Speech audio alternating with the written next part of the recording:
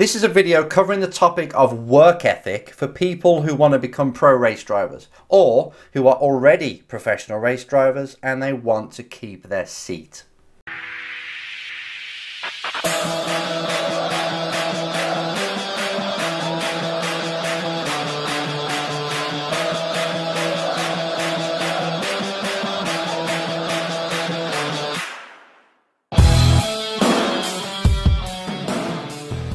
Hello drivers and welcome to the Race Driver Coach Show. This is episode 9 of season 3. We're motoring through now. Talking about motoring through, I have to apologise for my sporadic uploads of videos, some podcasts, some here, there. I'm trying to get it all out. Like now we've got like 1 hour in the office to record this, to edit it and upload it, get it out before going to the next race weekend. Because we've had 5 race weekends on the bounce and a week off, and now we've got 4.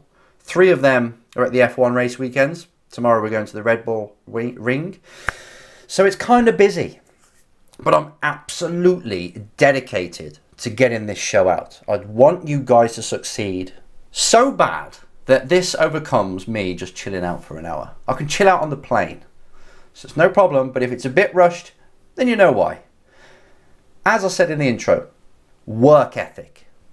This is probably one of the main principles that I feel as being important for success. Before I go off on one, all these questions that I get, they can be surface problems, right? So you get people coming to me and saying, can you tell me how to cold call, how to do this, that? But really, it doesn't get to the actual core problem of what they're struggling with. Normally, it comes down to their work ethic.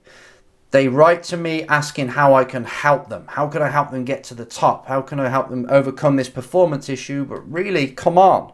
You know that you're just doing this just to make yourself feel better. Because I'll tell you an answer. I'll tell you the best answer you could ever want for your problems. But it comes down to you needing to apply it. Not just to find out. Not just to have this Google society we live in now so we know more but we do less with. You can't afford that if you want to become a pro driver. Just a question right now that came in that quite recently that I thought, right, I've got to do a show on this, was from Louis, and his question was this. I'm honest enough to say and admit that I am not working hard enough on my racing. I want it so bad, yet still I'm not taking action. Any advice?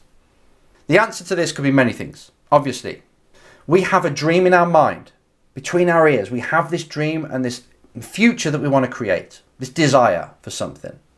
Now the brain is an internal world, as you know. It's locked in a box. It can't really see anything. It's just taking signals and making up a picture on the outside that it thinks it's their reality. So it's in this box, in the skull. But actually it can become like a 3D printer. It can take a thought and create it through its actions into reality. It can have a dream of becoming a superstar race driver or a movie star or whatever and have it in mind and then create it. People are doing it all the time. You can see it. So it is an amazing tool. But the problem becomes for most people is they have this desire, but they're not using their brain as a 3D printer. Instead, it's just this dream machine. They really want to achieve something, but then they don't take the actions that are needed to create it in reality, to print it out and then have it as their external. That's a problem. Because if you want to be a driver, and it's easy for people to say, I want to be a race driver. I grew up watching F1 on TV, and it's all I want. Yes, so? So do so many other people. So did I. But what are you doing about it? Are you just sitting there dreaming, wanting, researching, and having desire and writing to people like me saying, can you help me? Or are you actually working on it 10 hours a day? This is where it comes down to, if you've got the desire, that is, right? If motivation's not a problem, but you're not doing it, it'll either be a fear that's in the way. You're scared of failure. You're scared of putting everything into it and not having some kind of guarantee to come back. That makes me laugh as well, by the way. When people say, I would put my own money into it, or I would put all this effort into it if I knew something was going to come back. Welcome to racing. Welcome to life. You are going to put 100% into things in life, in the hope that things are timed correctly, that things happen, and you can achieve it. Now in racing, it's even harder. You can put in millions. You can win races. You can do everything right, yet still not end up with a drive at the end, a paid drive, a career. It's just the way it is.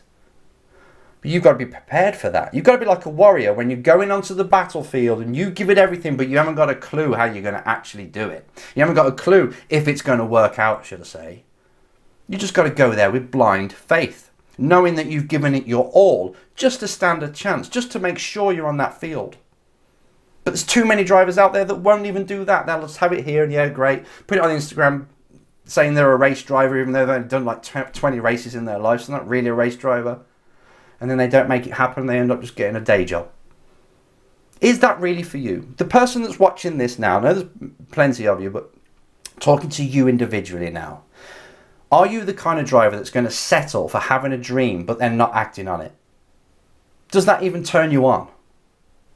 If you're watching this hoping, I know it's not going to be true, but I'm really hoping you're the kind of person that is actually going to create it and make it happen. And if you want to do that, I want to say you've got to run your career, your racing career, just like it's a company. It's a company, you're the owner, you're the CEO. And so it's only going to be as successful as your actions. You're on the front line. It all stops on you, it's all on your shoulders. So if, like most race drivers, when I ask them to say, or I ask them, how much time have you spent this week on your career productively? Like you've actually taken actions that are going to have some kind of result in the real world, some kind of feedback, some kind of answer from a sponsor or a team, or some kind of result. Not just thinking or researching. What actions have you taken? You're going to get some comeback off it. Feedback. And they'll probably tell me it's less than half an hour a day. 3.5 hours a week. If you think about that, if somebody is in startup phase, so if you're starting up your career right now, and if somebody like Zuckerberg starting Facebook or any other company, because you want this to be big, global, right? So we've got to talk about global companies and how they succeed, not small ones, not just a carpet cleaning company that just does the local area. You're going for world stardom in racing. We've got to now compare you to Zuckerberg and all these people, Richard Branson, because you're aiming for that kind of thing, right? A world title. Now, if Zuckerberg and Branson spent 3.5 hours a week on Virgin or on Facebook when it first started, how do you think it would have gone? How successful do you think they would have been? Now, in your head, you know straight away from your own intelligence, even though you don't know these two people probably, that they would have not slept. They would have skipped meals. They would have worked probably 18 hours a day in the early phase, constantly, week after week. They don't want any time off. They're putting it all in to make sure that this baby of theirs, this company, and it's like raising a baby, is fed, can be taught to walk, can look after itself. That's a company. That's your career. So if you look at them and think, yeah, they're probably spending 18 hours a day and they're probably working through the night, sometimes no sleep for 2 or 3 days because they had stuff to do, no different to you. If you're creating a racing career, that's the kind of work ethic and hours that you need to spend on this. Now, let me ask you how much you're spending on it. Because if you know you've got to be fit, you've got to be fast, and you've got to be funded, 3 Fs, in order to succeed in this sport or to have a chance to succeed in, that's a lot to do. Okay, the fitness side, that's going to take an hour or 2 a day. That's easy. That's pretty easy. Anyone can do that. The funding side, I've got to learn how to get the money, how to create value to companies, or if it's not actual money from me, how can I create value from race teams so they offer me a free seat or a paid seat. That takes time. That's the business side. And to be fast, you need to be fast to be a driver, to be a professional. You need to be able to turn a lap time in and win. You've got a lot on your plate. That's 3 major areas that you've got to sort out.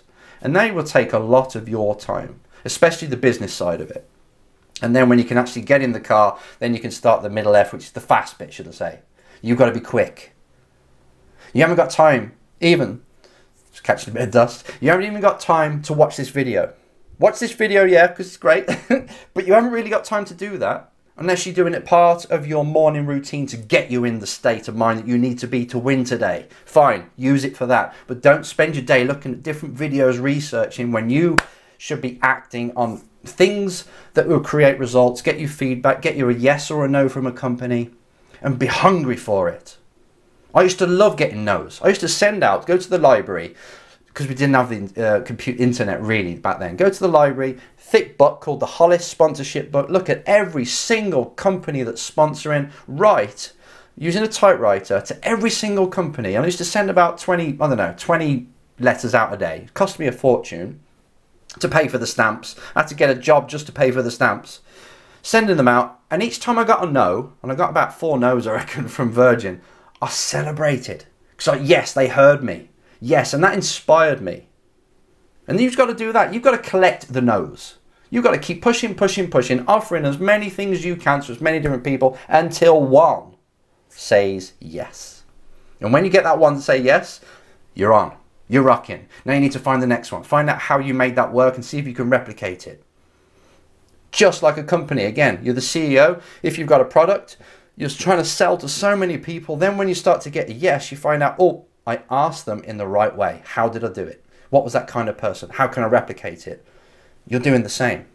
This will take so long. You've got to be so patient as well. You've got to work like crazy, but be patient that you're just moving forward slowly until things really gather momentum. That's just a startup company just like you. And if you are a professional, still work like you're a startup. Still say, right, how can I spend 10 hours today on my craft to make myself better, to give myself a better relationship with the team, the manufacturer I'm working for, to make sure that I'm fulfilling my contract, to make sure that I'm bringing in even more sponsors, staying fit and fast. This never stops. So look at them poxy 3.5 hours if you're doing half an hour a day. Laugh at them. Understand that that will take so long to get any kind of reaction from people and any kind of progress. And that should be more like 10 hours a day. Hard to do when you're holding out a job and going to school, but this is just what it's going to take. The more effort you put in, the more chance you have got of succeeding, or at least of finding out if you've got a chance. That's all you can ask for, right? You might not be good enough. You might not make the grade. Your face might not fit for some reason, I don't know, but at least you know. You've given it everything. So when you're in your rocking chair in your 70s, you look back and say, you know what, I tried, but it just wasn't good enough. And thank God I found out, because now look at me what I'm doing. What I did in life. Give it everything. Work ethic is one of the main things that you need if you're going to make this happen. Work hard. If it means a lot to you, take actions that create reactions from the outside world. Not research, not looking at videos, not wondering, not dreaming. True actions. Now get out there, because I'm busy as well. Get out there and get on with it.